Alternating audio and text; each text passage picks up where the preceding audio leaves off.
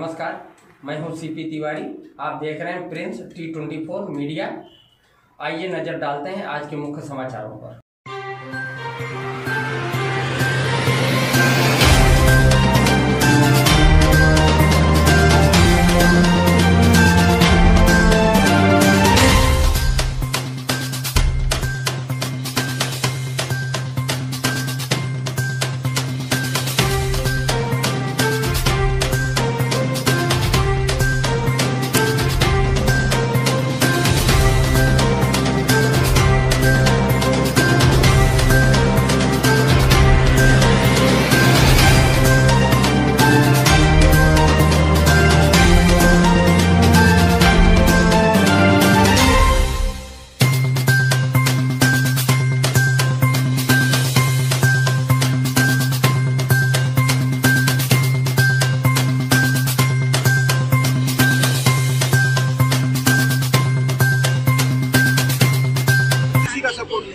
ये हमारे पीछे पोस्टर है, हमारी बात के हमको देखने तक नहीं।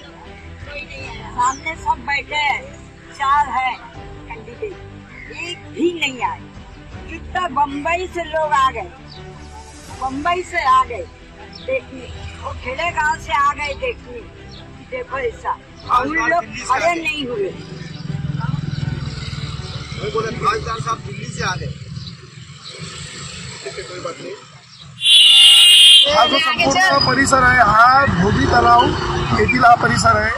इथे महानगरपालिकेने जी तोडक कारवाई केलेली आहे रस्ता रुंदीकरणाच्या त्या कामासाठी, परंतु आता आपण बघत आहोत की रस्ता रुंदीकरण करत आहेत, परंतु नागरिकांची ज्या वेळेला चर्चा केली अशा वेळेला त्यांचं मत असं आहे की इथे 1 मीटर तोडायला पाहिजे होतं, तिथं आमचं 3-3 मीटर तोडलेलं आहे, ही त्यांची तक्रार आहे। आणि ज्या ज्या वेळेला असा नागरिकांवर अन्याय होईल त्यावेळेला महाराष्ट्र नवनिर्माण सेना कोणत्याही प्रकारे गप्प बसणार नाही। अन्याय करत नागरिकांच्या साथीला ही मनसे भिवंडी शहरची संपूर्ण टीम, संपूर्ण परिवार यांच्या सोबत असणार आहे। आणि पावसाळ्याचे दिवस आहेत, याच दिवसात ही तोडक कारवाई का व्हायला पाहिजे होती।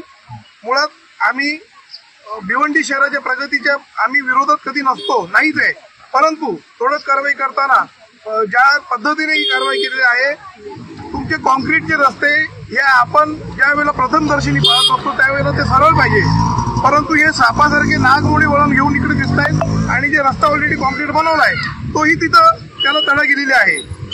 समोर आपण पाहतात हा ट्रान्सफॉर्मर आहे, ज्या वेळेला हा ट्रान्सफॉर्मर समोर दिसतो मग या टोरंटवाल्यांचे आशीर्वाद आहेत का? हा ट्रान्सफॉर्मर पहिले हटवायला पाहिजे, ना की पहिले नागरिकांची घरं तोडायला पाहिजे। यांना आज बघतोय आपण संपूर्ण महिला या रस्त्यावरती आलेले आहेत। पावसाचे दिवस असताना या बायांना इथे रस्त्यावरती बघायला लागतंय।